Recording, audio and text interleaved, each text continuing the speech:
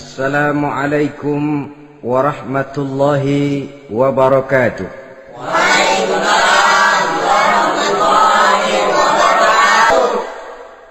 Bismillahi walhamdulillah. Wassalatu wassalamu ala sayyidina Rasulillah wa ala alihi wa sahbihi wa mawalah. La hawla wa la quwwata illa billah, amma ba'du. Saudara-saudara kaum muslimin yang berbahagia, di dalam kehidupan ini kita senantiasa mengambil iktibar, contoh dan teladan dari orang-orang sebelum kita.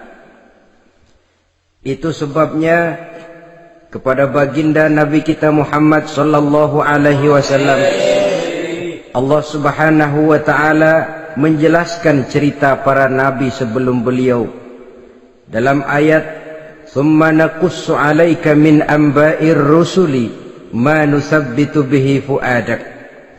Demikianlah kami ceritakan kepadamu wahai Muhammad sebagian dari kisah para rasul-rasul sebelum kamu yang dengan itu akan memperkuat hatimu, meneguhkan keyakinanmu dan memantapkan pendirianmu. Inilah manfaatnya belajar dari sejarah. Jadi jangankan kita, baginda Nabi sendiri pun oleh Allah Subhanahu wa taala diceritakan sejarah para nabi sebelum beliau yang dimusuhi oleh umatnya, yang dicaci maki oleh kaumnya, yang terusir dari kampung halamannya, bahkan sampai ada yang terbunuh oleh umatnya. Itu seluruhnya merupakan iktibar manusabbitu bihi fu'adak, untuk memantapkan langkahmu, meneguhkan keyakinanmu dan menguatkan pendirianmu menghadapi perjuangan ini. Sehubungan dengan itu, pada pertemuan kali ini Al-Fakir ingin menyampaikan satu cuplikan kecil dari kehidupan seorang sahabat utama baginda Nabi, yaitu Sayyidina Umar ibn al-Khattab radhiyallahu an. Beliau adalah Umar bin Khattab bin Nufail bin Abdul Uzza dari suku Quraisy golongan Bani Adi. Perawakannya tinggi, kekar dan gagah, melambangkan sifatnya yang pemberani, tegas, dan tidak pernah kenal takut kepada siapapun. Sebelum mendapat hidayah, Umar bin Khattab termasuk orang yang berdiri di barisan orang-orang yang memusuhi umat Islam. Ia terperangkap dalam tradisi jahiliyah, di mana gemar berperang dan bermabuk-mabukan juga merupakan hal-hal yang pernah dilaksanakan dalam kehidupannya sebelum beliau masuk ke dalam agama Islam. Oleh karena itu, dalam kehidupan beragama, hidayah merupakan sesuatu yang penting. Bagaimanapun banyaknya dosa dan kesalahan yang telah dilakukan oleh seseorang, tidak seharusnya menyebabkan ia putus asa dari rahmah Allah. Sebaliknya, bagaimanapun banyak kebajikan dan kebaikan yang sudah dikerjakannya, tidak perlu membuat dia besar hati, puas, bangga, apalagi menjadi lalai karenanya. Sebab kita belum tahu akan bagaimana ujung perjalanan dari kehidupan kita ini. Saudara-saudara, kisahnya pun masuk Islam merupakan peristiwa yang menarik. Pada satu hari, dengan pedang terhunus, Umar bin Khattab menuju Darul Arqam, tempat di mana baginda Nabi biasa berkumpul dengan para sahabat. Melihat mukanya yang beringas, matanya yang nanar, orang sudah menyangka dan mengerti ini tentu akan terjadi pembunuhan. Dalam perjalanan menuju Darul Arqam, Umar bertemu dengan Nuaim bin Abdullah. Nuaim bertanya, "Ya Umar, mau kemana ente?" "Mau membunuh itu, si murtad itu," kata. "Si murtad yang mana?" Yang mana lagi? Itu yang memecah belah kita, yang menghina berhala-berhala kita, yang menjelek-jelekkan nenek moyang dan keturunan kita. Siapa lagi kalau bukan Muhammad? Kata Nuaim Umar, enggak salah. Tidak salah lagi. Salah Umar. Salah kenapa? Apa kamu enggak malu? Kamu mau pergi membunuh Muhammad, sementara adikmu sendiri Fatimah, dia sudah termasuk salah seorang pengikut Muhammad. Mendengar ini, muka yang memang tadinya sudah marah dan merah, tambah jadi kelabu. Bukan main mangkelnya Umar bin Khattab. Orang lain dia musuhi, orang lain dia kejar-kejar. Ini malah adiknya sendiri menjadi pengikut dari baginda Nabi. Tidak jadi menuju Darul Arqam, dia berangkat ke rumah adiknya Fatimah. Adapun di rumah Fatimah sedang berkumpul Fatimah, suaminya Sa'id bin Zaid, dan seorang sahabat Habbab ibnul Arad. Mereka sedang membaca Quran. Waktu itu Quran belum lagi dijilid macam sekarang, jadi masih merupakan suhuf atau lembaran-lembaran tercecer saja. Ketuk pintu, ya tentu tidak assalamualaikum karena dia belum Islam. Tok tok tok. Siapa di luar? Umar. Mendengar suaranya saja, ini sahabat yang namanya Habbab ibnul Arad sudah lari ke belakang pintu. Sambil komat kamit baca doa mohon diselamatkan oleh Allah.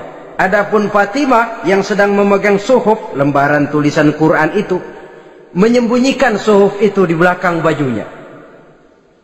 Umar masuk. Fatimah, saya bang, apa benar berita yang saya dengar? Berita apa itu bang? Bahwa kau sudah masuk Islam. Bang, andai kata Muhammad memang benar, bagaimana? Sudahlah, jangan belit-belit. Jawab saja, kau masuk Islam benar atau tidak? Ya. Saudara hadirin, begitu dikatakan iya, tangannya langsung melayang, menampar muka adiknya ini, sehingga mengalir darah dari hidungnya. Suaminya Sa'id bin Zaid yang mencoba melindungi istrinya, dipegang lehernya, dibanting, diduduki dadanya. Oh, ini jawara ini.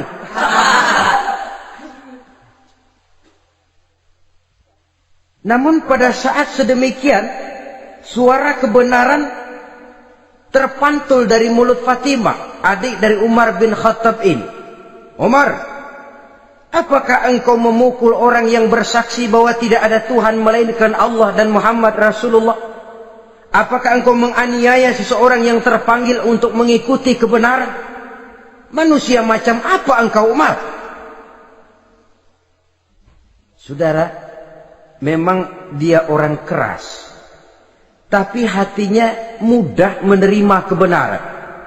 Sehingga mendengar kalimat adiknya ini tercenung dia sejenak, melongo, bengong kata anak sekarang. Ini kalau tidak karena keyakinan yang mantap, tidak mungkin orang ini, anak adik saya ini bicara macam begini. Umar, mengapa engkau memukul orang yang bersaksi bahwa tidak ada Tuhan melainkan Allah dan Muhammad Rasulullah? Mengapa engkau pukul orang yang mengikuti kebenaran, menerima hidayah dari Allah? Begitu yakin dan mantapnya, walaupun di tengah satu hal yang sangat menakutkan. Siapa yang tidak takut orang Quraisy berhadapan dengan Umar bin Khattab yang dikenal sebagai singa padang pasir pada waktu itu? Malahan dia termasuk salah seorang jagoan di tradisi masyarakat jahiliyah itu. Ada satu pasar yang namanya pasar Ukaz. Tiap tahun di pasar itu diadakan pesta. Pertama pertandingan syair. Jadi penyair waktu itu jadi kebanggaan. Syair-syair yang menang itu digantung di dinding Ka'bah. Jadi setiap suku akan bangga kalau mempunyai ahli syair yang hebat. Nah, lalu diadakan juga lah perlombaan balap kuda, memanah, termasuk gulat. Lah Umar ini tiap kali pertarungan mesti menang. Belum pernah ada yang berhasil mengalahkan dia. Jawara. Saudara-saudara, mendengar adiknya begitu mantap hatinya, apalagi ketika adiknya berkata begitu, suhuf, lembaran yang disembunyikan di belakang bajunya tersembul. Apa yang kau sembunyikan di balik bajumu itu? Suhuf. Apa suhuf itu? Lembaran Al-Quran. Coba saya lihat. Enggak boleh. Kenapa? Kamu kotor. Orang kotor tidak boleh megang Quran. Saya mau lihat. Enggak boleh. Kalau kamu mau lihat, mandi dulu. Diturutinya permintaan adiknya itu. Lalu diambilnya suhuf tadi. Dia baca. Kebetulan ayat yang dibacanya, ayat pertama dari surah Toha, yang berlanjut dengan ayat 14 pada surah yang sama. Dia baca, Bismillahirrahmanirrahim. Toha, ma anzalna ilaikal Qur'ana litashqa illa tazkiratan liman yakhsha. Toha, tidaklah aku turunkan Al-Quran ini untuk bikin sukar manusia, melainkan merupakan pengingat bagi orang-orang yang takut kepada Allah. Lalu pada ayat ke-14, Innani anallahu la ilaha illa ana fa'budni. Sesungguhnya akulah Allah, tidak ada Tuhan melainkan aku, maka hendaknya hanya kepadakulah kamu menyembah. Wa aqimis sholata li dzikri, dirikanlah salat untuk mengingat aku. Inna sa'ata atiyatun akadu ukhfiha litujza kullu nafsin ma tas'a. Sesungguhnya kiamat itu pasti akan datang, yang sengaja waktunya kami tidak beritahukan kepada kamu semua, untuk kami balas segala setiap orang tentang apa saja yang telah mereka lakukan dalam kehidupan di dunia ini. Setelah membaca ayat ini, gemetar tangannya. Ah, ini sih nggak main-main ini. Ini belum pernah saya baca ajaran semacam ini. Tidak patut orang yang mempunyai kitab suci semacam ini dimusuhi. Ini sesuatu yang benar. Tergetar jiwanya. Hei Fatimah, Muhammad di mana Muhammad? Saya tidak akan memberitahu kepada kamu. Di mana? Saya tidak akan memberitahu. Lebih baik kau bunuh saya kalau memang maksudmu mau mencelakakan Muhammad. Sama sekali saya tidak akan mencelakakan dia, Fatimah. Kasih tahu saja, di mana dia? Darul Arqam. Bergegas dia menuju Darul Arqam. Di dalam Nabi memang sedang kumpul dengan para sahabat. Termasuk ada Sayyidina Hamzah yang juga terkenal jawara juga. Ketuk pintu. Ketuk pintu. Siapa di luar? Umar. Di dalam ini geger sebagian sahabat. Umar datang ini pasti bencana. Umar datang, wah, kalau istilah kampung, kerok dan urusan.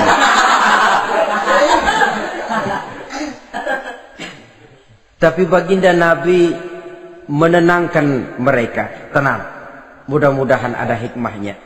Sayyidina Hamzah tampil, bukakan dia pintu. Kalau niatnya baik, kita terima. Kalau niatnya tidak baik, saya paling depan.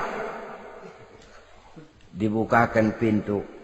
Begitu dibukakan pintu, Umar masuk merangkul baginda Nabi, kemudian dengan tersendat, Ashhadu an la ilaha illallah wa ashhadu annaka ya Muhammad Rasulullah. Saya bersaksi tidak ada Tuhan melainkan Allah, dan saya bersaksi bahwa engkau hai Muhammad adalah utusan Allah.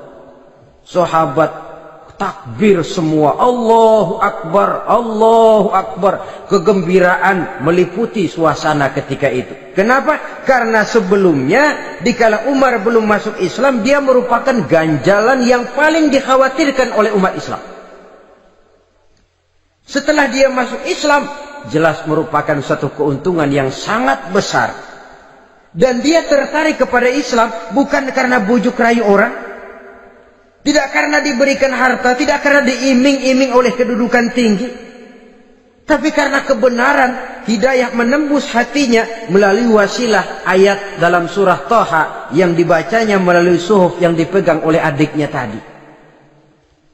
Sejak saat itu berubah 180 derajat Umar bin Khattab radhiyallahu anhu. Tetapi tetap dengan sifatnya keras, tegas, dan tidak pernah kenal takut kepada siapapun.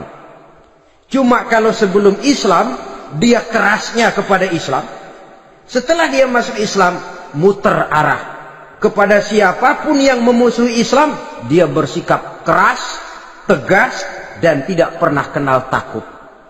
Bahkan setelah beliau masuk Islam, satu hari ketika di Darul Arqam kumpul-kumpul, waktu itu Nabi belum berdakwah secara terbuka karena pengikut masih sedikit.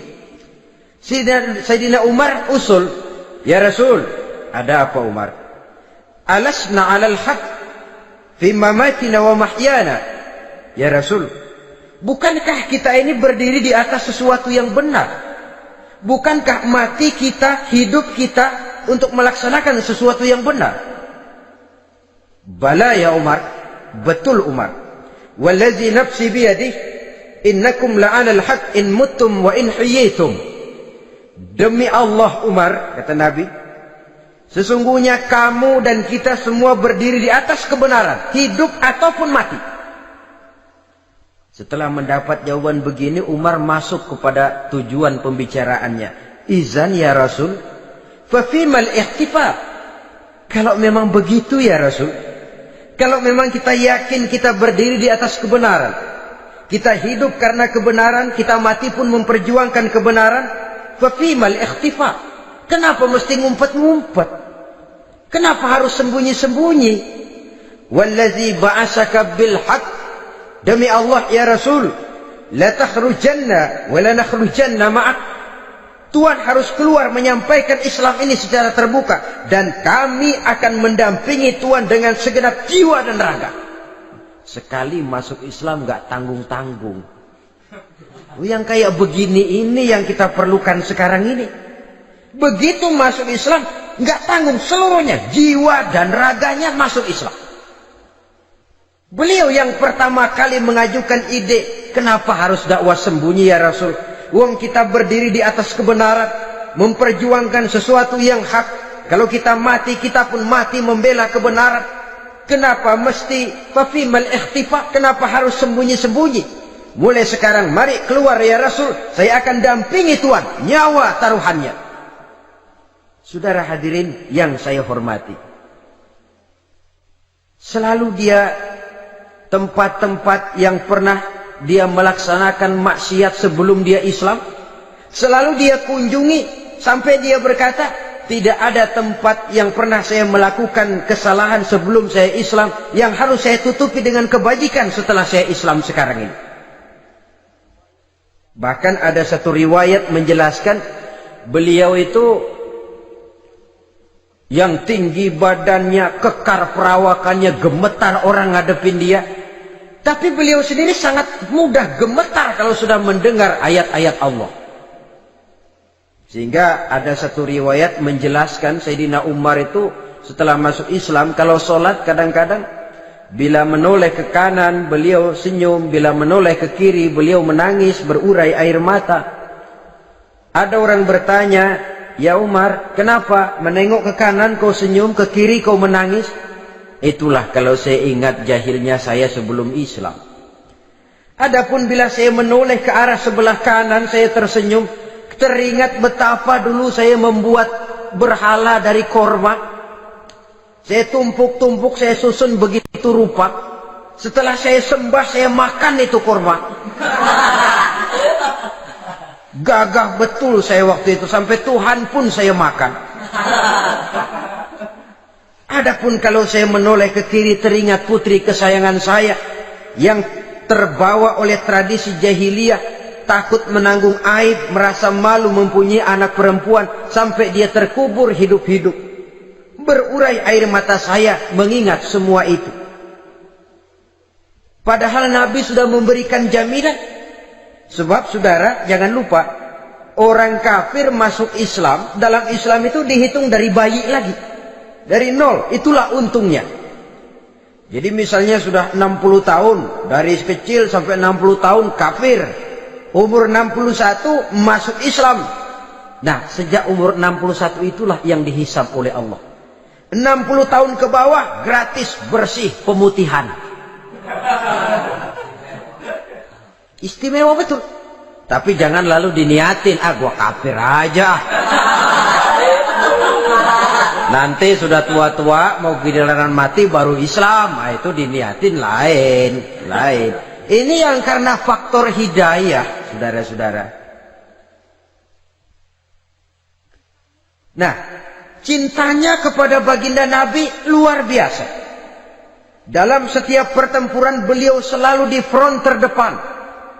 Bahkan demikian cintanya sampai ketika hari di mana baginda Nabi wafat, saudara-saudara. Disampaikan berita wafat Nabi kepada Umar ini. Ya Umar, baginda Nabi sudah wafat. Kamu ngomong apa? Baginda Nabi sudah wafat. Bukan sedih, nyabut pedang, keluar matanya melotot. Siapa yang bilang Muhammad mati, saya tabas batang lehernya. Begitu cintanya beliau kepada baginda Nabi, sampai-sampai nggak menerima kalau Nabi wafat. Taruhlah nggak bisa mati bersamaan, bolehlah mati beriring-iring saja barangkali maksudnya. Saudara-saudara, cabut pedang, kelayaban kemana-mana. Ayo, siapa ngomong Muhammad mati, saya tabas batang lehernya. Sampai bertemu dengan Sayyidina Umar, Sayyidina Abu Bakar.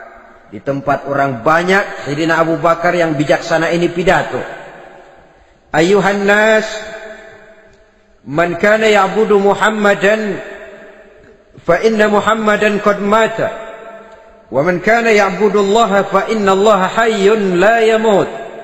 Wahai manusia, barang siapa yang menyembah Muhammad, maka Muhammad sudah mati. Tetapi barang siapa yang menyembah Allah, Allah akan hidup selamanya dan tidak akan pernah mati.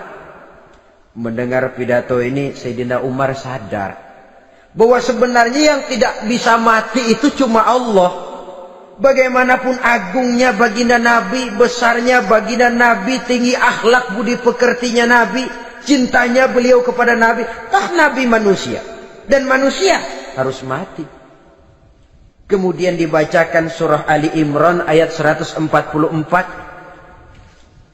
Wa ma Muhammadun illa rasul qad khalat min qablihi rusul afa immata au qutilan qalabtum ala aqabikum.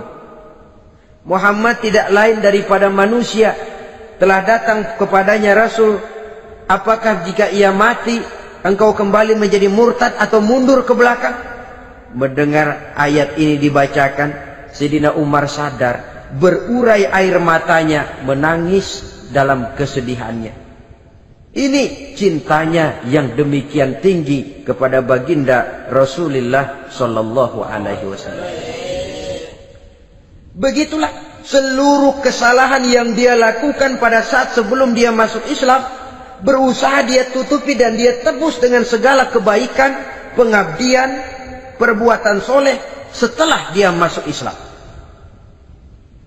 Sehingga diajarkan oleh baginda Nabi, ittaqillaha haitsu ma kunta wa atbi'i sayyi'atal hasanata tamhuha wa khaliqin nasa bi khuluqin hasanin. Bertakwalah kamu kepada Allah, kata Nabi, dimanapun saja kamu berada.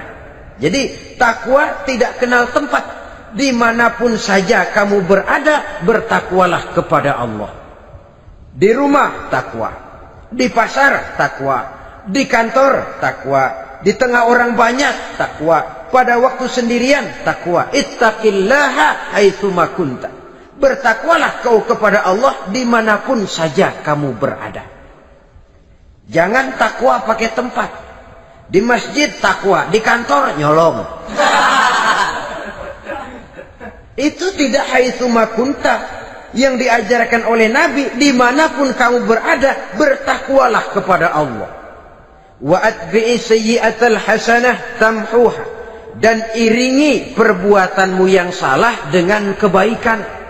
Jadi kalau satu saat terselip kita berbuat salah, cepat iringi dengan kebaikan, tamhuha, dengan harapan kebaikan yang kita kerjakan akan menutupi dosa yang terselip kita lakukan.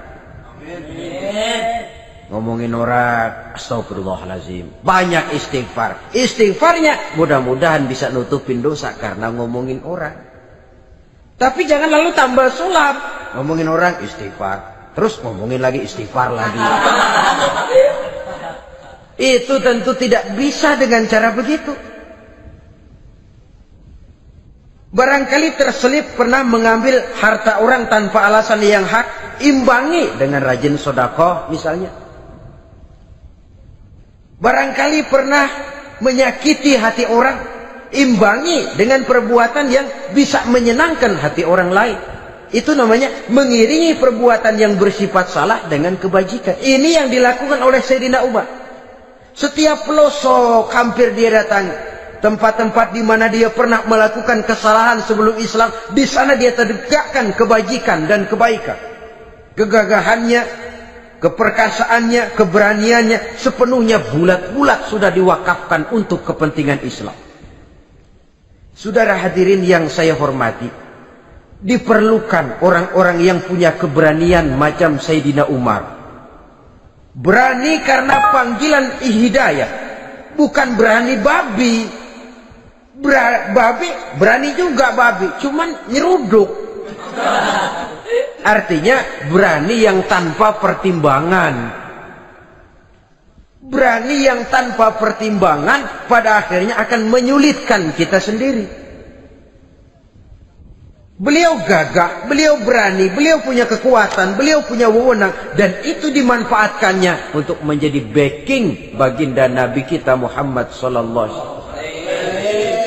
La takhrujanna wa la nakhrujanna ma'ak ya Rasul. Rasul, keluar, sampaikan dakwah secara terbuka. Saya akan mendampingi Tuhan. Jika ada yang ganggu Tuhan, saya paling depan. Backing yang mendampingi Rasul untuk menyampaikan risalah Islamiyah ini. Saudara hadirin yang saya hormati, wa khaliqin nasa bi khuluqin hasanin, kata Nabi. Dan pergaulilah manusia dengan akhlak yang baik, karena dengan ini kau bisa mengambil hati orang. Dalam hadis lain katakan, innakum la tas'una an-nasa bi amwalikum walakin yas'uhum minkum bastul wajhi wa husnul khuluq. Kamu tidak akan bisa menyenangkan orang banyak dengan hartamu, tapi kamu bisa ambil hati mereka dengan budi pekerti yang luhur dan muka yang manis.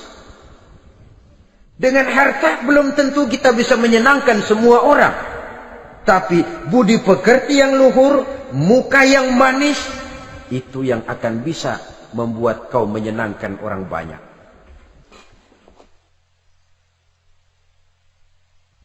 Setelah baginda Rasul wafat, pernah ketika berkumpul, Sayyidina Abu Bakar berkata kepada Sayyidina Umar, "Ya Umar, saya baiat kamu untuk menjadi khalifah." Jawab beliau, "Sayalah yang akan membaiat Tuan. Tapi Anda lebih utama dari saya, Umar. Keutamaan saya akan saya berikan kepada Tuan untuk mendukung kekhalifahan Tuan." Di sini kelihatan wataknya yang tidak ambisius. Gagah, berani, perkasa, tapi tahu diri. Enggak nyelonong. Tidak menggunakan kekuasaannya, kegagahannya untuk maksud yang sewenang-wenang. Oleh karena itu setelah Sayyidina Abu Bakar wafat, beliau dilantik menjadi khalifah, keluarlah pidatonya yang terkenal. Ayuhan nas, inni qad wullitu alaikum walastu bi khairikum. Hai manusia, aku telah dipilih menjadi pemimpin kamu, padahal aku bukanlah orang yang terbaik di antara kamu. Kalau tidaklah karena aku melihat keutamaan, keteguhan yang dapat melindungi kalian, berat rasanya aku memikul amanah ini. Sebab apa? Alangkah beratnya menunggu datangnya perhitungan di akhirat nanti terhadap Umar. Ini yang jadi motifnya memegang jabatan khalifah. Sungguh berat bagi Umar menunggu datangnya saat perhitungan. Sehingga seolah-olah kalau bisa lah jadi Umar bin Khattab saja, jangan jadi khalifah kalau bisa.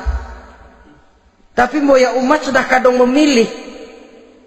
Sehingga benar kalau dalam satu hadis Nabi pernah mengajarkan jangan memberikan satu jabatan kepada orang yang memintanya. Sebab orang kalau sudah minta jabatan, apalagi pakai jilat-jilat, pakai upeti-upeti, tentu ada tendensinya. Ada batu di balik udang. Kalau udang di balik batu kan mungkin nggak kelihatan, tapi kalau batu di balik udang kelihatan betul itu. Ada maunya, ambisinya. Jangan memberikan satu jabatan kepada orang yang memintanya. Seakan di batinnya Sayyidina Umar menyesali. Kenapa Umar nggak jadi Umar saja, kok mau jadi khalifah gitu. Alangkah berat perhitungan buat saya di akhirat nanti. Nah, setelah jadi khalifah, sebagai satu i'tibar, saya akan mencoba mengemukakan beberapa sifatnya yang menonjol untuk pelajaran buat kita semua. Pertama, sikapnya terhadap keluarganya setelah beliau menjadi khalifah. Kedudukan sebagai keluarga Umar bin Khattab bukan merupakan kedudukan istimewa. Itu ditanamkan betul kepada keluarganya. Jangan karena bapakmu khalifah, lalu mentang-mentang anak khalifah kau merasa dapat fasilitas, merasa bisa berbuat semau-maumu. Kau harus punya tanggung jawab dan beban moral, memberikan contoh yang lebih baik kepada rakyat.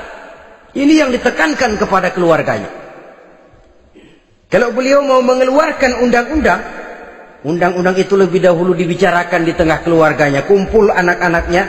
Ini akan ada undang-undang begini. Siapa di antara kalian mau mentaati, persilakan. Yang tidak pun persilakan. Tapi saya ingatkan, kalau ada dari keluarga Umar yang melanggar peraturan yang saya keluarkan ini, saya akan menghukumnya 2 kali lipat karena dia keluarga saya. Menghukumnya 2 kali lipat karena dia keluarga saya. Jadi bukan mentang-mentang anak babe lalu kebal hukum. Tidak. Siapa yang di antara kalian melanggar peraturan ini, akan aku kenakan hukuman 2 kali lipat karena dia keluargaku. Nah, saudara hadirin yang saya hormati, lalu berwibawa, dijaga betul keluarganya. Suatu hari beliau datang ke rumah putranya Abdullah bin Umar. Ketika masuk dilihatnya Abdullah bin Umar sedang makan daging. Makan daging. Merah muka Umar. Mentang-mentang anak khalifah ya. Mentang-mentang anak Amirul Mukminin ya, kamu makan daging. Lihat tuh rakyat kita masih banyak yang kelaparan, makan daging, makan roti keras. Padahal itu halal. Sesuatu yang diperoleh dengan usahanya sendiri. Tetapi begitu hati-hatinya Umar untuk menjaga pandangan orang. Keluarga khalifah merupakan beban moral sebab akan dijadikan contoh oleh rakyatnya. Mentang-mentang anak khalifah ya makan daging. Lihat tuh rakyat, roti keras digarotin. Lain saat beliau pergi ke satu pasar. Di situ dilihat ada sapi gemuk-gemuk. Tempat lain sapinya kurus-kurus. Tanya, ini yang gemuk-gemuk sapi siapa? Sapi Abdullah bin Umar. Sapi anaknya. Panggil Abdullah bin Umar, suruh sini. Datang anaknya itu. Abdullah bin Umar, bagaimana ceritanya sampai ini? Begini, Bapak. Dahulu itu dengan uang saya beli sapi kurus-kurus. Lalu saya rawat. Saya berikan upah orang untuk merawat sapi-sapi itu. Sampai sekarang dia menjadi gemuk. Akan saya jual dan keuntungannya tentu sesuatu yang halal. Subhanallah, kata Umar. Kau ini anak Amirul Mukminin. Jual sapimu. Ambil modalnya, untungnya, masukkan baitul mal untuk urus kepentingan orang Islam. Dia nggak mau anaknya terlibat bisnis, ndompleng kekuasaan ayahnya. Karena mentang-mentang anak khalifah lalu segala macam bisnis lancar. Orang takut karena apa? Anak babe. Ada lagi. Pada waktu pembagian harta ghanimah, putri beliau yang namanya Hafsah, ini adalah istri baginda Nabi, meminta bagian. Kaum kerabat ayah, ini kerabat khalifah, kitalah dulu kerabat. Kalau kau kerabatku, maka jatahmu nanti dari ayahmu. Harta ini masih lebih banyak dibutuhkan oleh orang-orang Islam. Nanti belakangan kalau ada sisanya. Belakangan kalau ada sisanya. La haula wala quwata illa billah. Saudara hadirin, itu terhadap keluarganya. Kemudian apa sifat-sifat yang menonjol dari kepemimpinannya? Pertama, kesederhanaannya. Beliaulah satu-satunya khalifah, Amirul Mukminin, setingkat presiden kalau sekarang, yang punya jubah cuma 2 dan 1 pun punya anaknya. Tambelan lagi. Pernah sholat Jumat terlambat. Beliau naik mimbar untuk khutbah, sebelumnya minta maaf dulu. Saudara-saudara, maaf saya terlambat nungguin baju kering. Seorang khalifah nungguin baju kering. Sederhana dalam kehidupannya. Mari kita ambil satu cerita lagi. Pada waktu beliau jadi khalifah, yang diangkat jadi gubernur di Mesir adalah Amr bin As. Amr bin As hidupnya lebih mirip kaisar. Istananya besar, pakaiannya bagus-bagus. Nah, yang paling mengganggu pikiran Amr bin As, di sebelah istananya ini ada gubuk reot, kepunyaan orang Yahudi lagi. Ini nggak pantas bener, masa di samping istana gubernur ada gubuk reot. Orang Yahudi lagi yang punya. Ini mesti udah bikin saja rencana, panggil dinas tata kota, bikin planning. Di sini mau dibangun masjid, proyek negara. Bikin gambarnya, susun anggarannya, tender.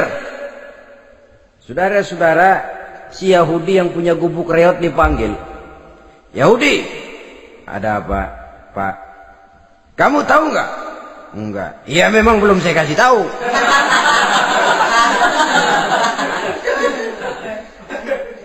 Ada apa, Pak?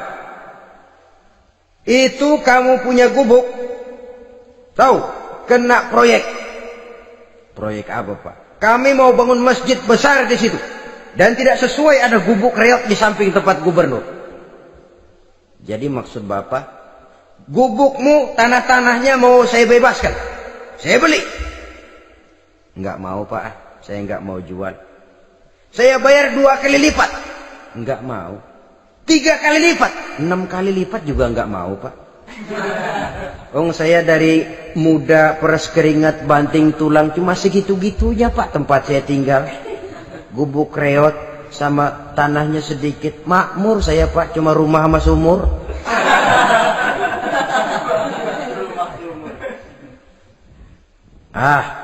Ini Yahudi kelewatan juga. Akhirnya turun perintah, sudah, kalau dia nggak mau dibebaskan, gusur saja, tarik, ambil bulldozer, digusur. Yahudi ini berurai air matanya. Aduh, begini jadi rakyat kecil, udah jatuh ketiban ember lagi. Tapi pikir-pikir Amr bin As kan bukan yang paling atas. Dia kan cuma pejabat, masih ada atasannya lagi. Lapor, lapor. Yahudi ini berangkat ke Madinah. Bayangkan dari Mesir ke Madinah. Jalan. Di sepanjang jalan dia berpikir. Pikir membanding-banding. Kalau gubernurnya saja istananya begitu mewah, apalagi khalifahnya. Kalau gubernurnya galak main gusur, apalagi khalifahnya. Dan saya bukan orang Islam, apa dia lemin ngadu? Apa dapat tanggapan? Berangkat dia sambil harap-harap cemas. Sampai di pintu kota Madinah, dia temui orang lagi tidur di bawah pohon korma. Selamat siang Pak. Ada apa? Anu Pak. Anu apa? Mau lapor. Lapor apa? Bapak tahu Khalifah Umar bin Khattab? Tahu? Istananya di mana Pak? Istananya di atas lumpur. Di atas lumpur. Di atas lumpur. Pengawalnya banyak Pak. Banyak. Siapa Pak? Yatim piatu, janda-janda tua, orang-orang miskin, orang-orang lemah. Itu pengawalnya. Pakaian kebesarannya apa sutra apa Pak? Pakaian kebesarannya malu dan takwa. Saya nggak ngerti Pak. Itulah Umar bin Khattab. Lalu orangnya sekarang di mana Pak? Di depan ente. Rupanya yang dia tanya itulah orangnya. Gemeter Yahudi ini, keringat bercucuran. Coba, istananya di atas lumpur. Sebab beliau berprinsip, bagaimana saya bisa menghayati nasib rakyat kalau saya tidak merasakan apa yang mereka rasakan? Bagaimana saya nggak bisa tahu sakitnya lapar kalau saya belum pernah kelaparan? Itu prinsipnya. Istananya di atas lumpur. Para pengawalnya yatim piatu, janda-janda tua, orang-orang miskin, orang-orang lemah dan tidak mampu. Dan pakaian kebesarannya malu dan takwa. Kamu dari mana? Dari Mesir Pak. Ada apa? Mau laporan gubernur Bapak di Mesir yang namanya Amr bin As. Kenapa? Main gusur aja Pak. Ceritanya? Iya, dia mau bangun masjid. Kebetulan di areal itu saya punya tanah sama gubuk segitu-gitunya. Saya nggak mau dibeli, digusur Pak. Saya mau mencari keadilan. Begini. Kamu lihat tempat sampah itu? Lihat. Di situ banyak tulang. Coba kamu ambil kemari satu. Tulang unta, bawa sini. Bingung Yahudi. Pak, saya kemari mau cari keadilan. Kalau tulang mah di Mesir juga banyak Pak. Sudahlah, pokoknya kau ambil saja tulang itu. Dicoker-coker dapat dikasih. Tulang itu digaris lurus oleh Sidina Umar dengan ujung pedang. Red. Nah, nih, kau bawa kepada Amr bin As. Makin bingung itu Yahudi. Suruh bawa tulang cuman digaris. Nanti saya ngomong apa Pak? Sudahlah, kasih saja. Pulang dia. Sampai di Mesir. Tuan Gubernur, ada apa? Saya baru menghadap Khalifah. Kemudian beliau sampaikan ini. Dikasih tulang. Amr bin As ngelihat tulang ada goresan lurus dengan ujung pedang. Gemetar. Badannya keluar keringat dingin. Panggil kepala proyek. Hei, proyek batal.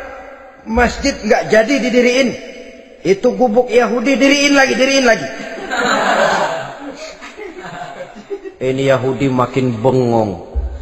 Ini gubernur dapat tulang doang segitu takutnya.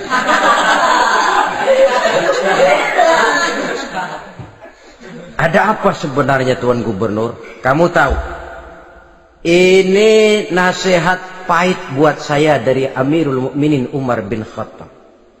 Seolah-olah beliau bilang, "Hai Amr bin As, jangan mentang-mentang sedang berkuasa ya. Pada suatu saat kau akan jadi tulang-tulang kayak begini. Maka mumpung kamu masih hidup dan berkuasa, berlaku lurus dan adillah kamu seperti lurusnya garis di atas tulang ini. Red. Lurus, adil, jangan bengkok. Sebab kalau kamu bengkok, nanti aku yang luruskan pakai pedangku." Siapa yang nggak ngeper digituin? Sampai akhirnya apa? Kata si Yahudi, "Pak, kalau begitu Islam adil ya." Adil.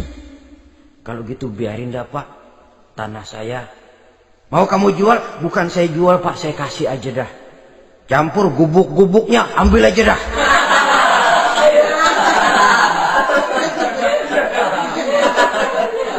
Masuk Islam si Yahudi ini oleh karena keadilan dari Umar bin Khattab. Begitulah kesederhanaan hidupnya. Sampai saudara, yang ironi betul, pernah Utsman bin Affan, Ali bin Abi Thalib, Thalhah dan Zubair kumpul mendengar berita bahwa Sayyidina Umar ini punya hutang. Bayangkan, seorang khalifah untuk melangsungkan hidupnya sampai punya hutang. Padahal Baitul Mal di bawah kekuasaannya.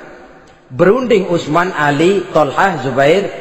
Kalau kita langsung ngomong sama Umar nggak enak dong, dia nggak bakalan terima. Lewat putrinya aja, Hafsah deh. Baik. Hafsah ngomong sama Umar, Abah, kenapa? Bagaimana kalau honor Abah ditambah, ditingkatkan supaya hutang bisa ketutup? Hafsah, saya Abah.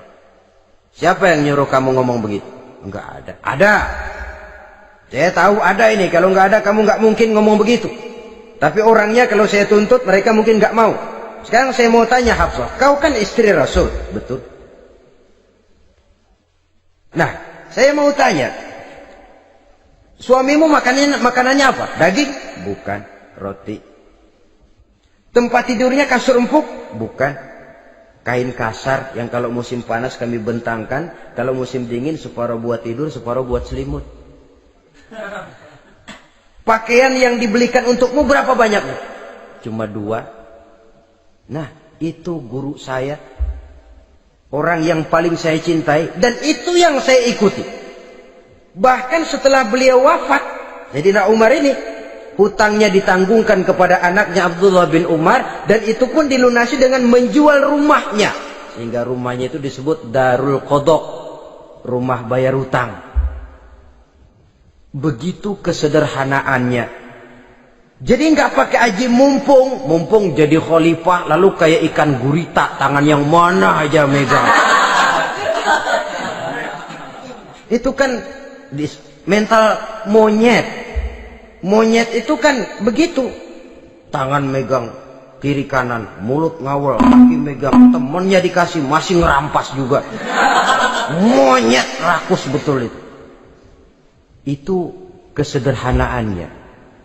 Kenapa kesederhanaan ini timbul? Karena sikap zuhudnya. Zuhud itu tarkud dunia li ajlil akhirah. Orang yang mengambil dunia hanya yang diperlukan dengan lebih mengutamakan kehidupan akhirat. Watak zuhudnya yang sangat menonjol. Dialah pahlawan yang paling berani di medan perang. Dialah imam yang paling khusyuk di masjid. Dan tidak jarang kalau sholat sendiri, begitu membaca ayat yang menceritakan neraka, nangis berurai air matanya. Saudara hadirin ma'asyiral muslimin rahimakumullah. Jadi kesederhanaan dan kezuhudan ini bukan lewat teori disampaikan oleh Umar, bukan lewat penataran seluruh aparat, tidak, lewat contoh konkret. Inilah saya, contoh sederhana dan zuhud. Bagaimana saya akan bisa merasakan penderitaan kalau saya sendiri tidak pernah menderita? Bagaimana saya akan tahu sakitnya lapar kalau saya belum pernah kelaparan?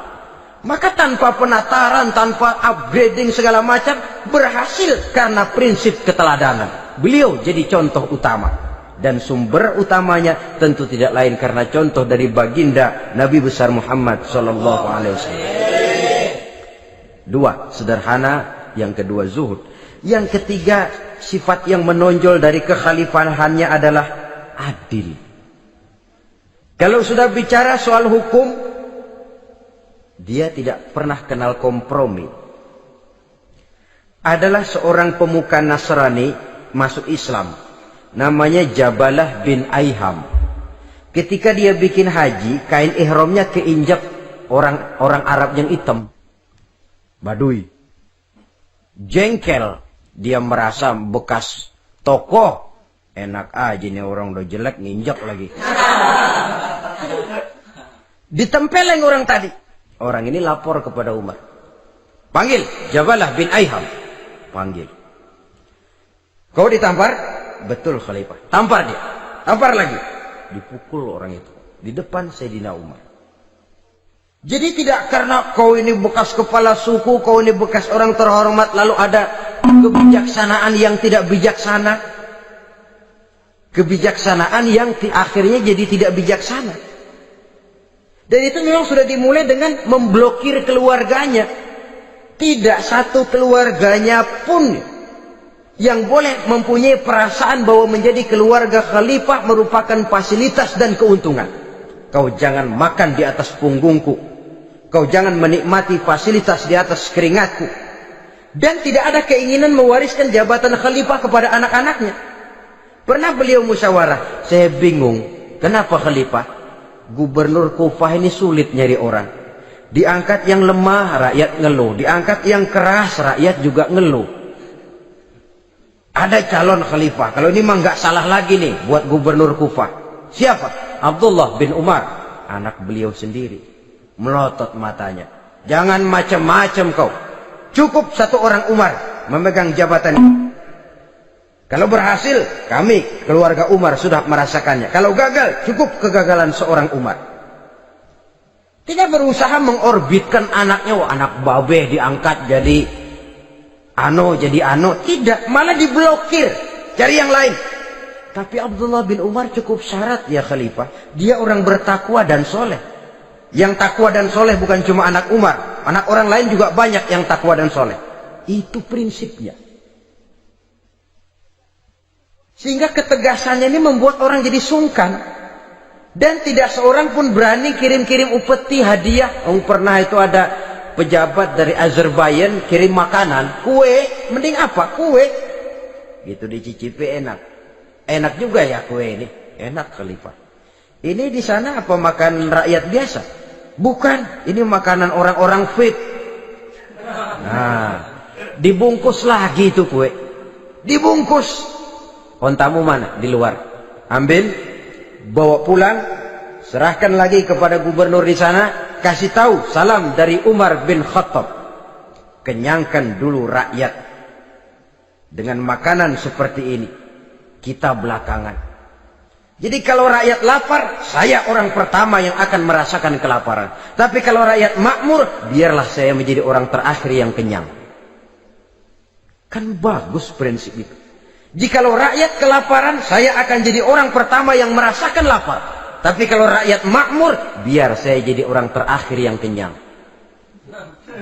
Jangan dibalik. Pada saat rakyat kelaparan, dia kekenyangan.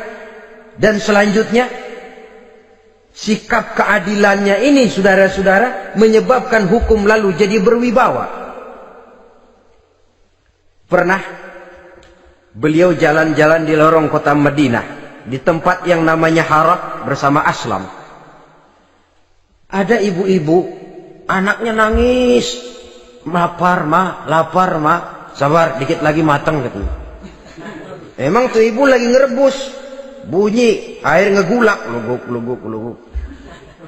Umar lihati dari jauh. Belum juga matang, belum juga matang. Ini anak dari nangis, lapar, sampai capek nangis, sampai tidur.